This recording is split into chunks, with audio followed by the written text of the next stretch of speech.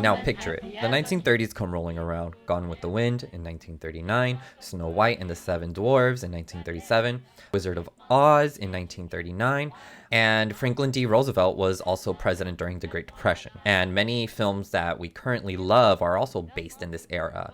So we have Cinderella Man in 2005, The Aviator in 2004, and King Kong in 2005.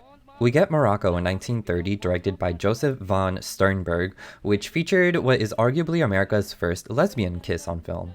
And how did this get approved? I do not know. I think we'll talk more about the fetishization of lesbianism in Hollywood more towards the 90s or early 2000s. Meanwhile, the Catholics and Christians in Hollywood create the Motion Picture Production Administration to start enforcing Hays Code. Now, Hays Code was named after William H. Hay, who is president of the administration. He's also Republican and also Catholic, right? And together, along with several others in Hollywood, they started enforcing the rules. And these were more so like a set of guidelines for filmmakers, but you were kind of forced to follow them, right? And the motive for these set of guidelines was pretty much because the Catholic Church didn't really like film.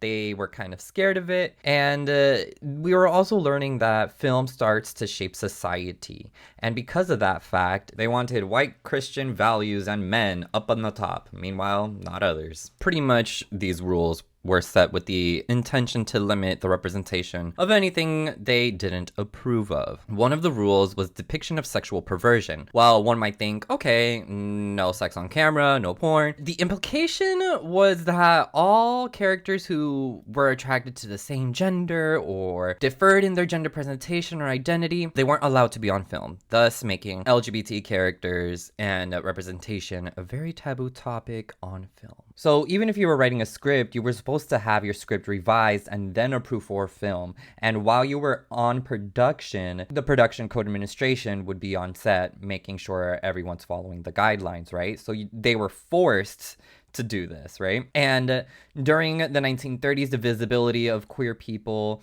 was usually something to point at and laugh at, with the pansy and butch characters who were caricatures of gay and lesbian people, right? And even with all these rules and regulations, that didn't stop queer people from making their own films in the 1940s.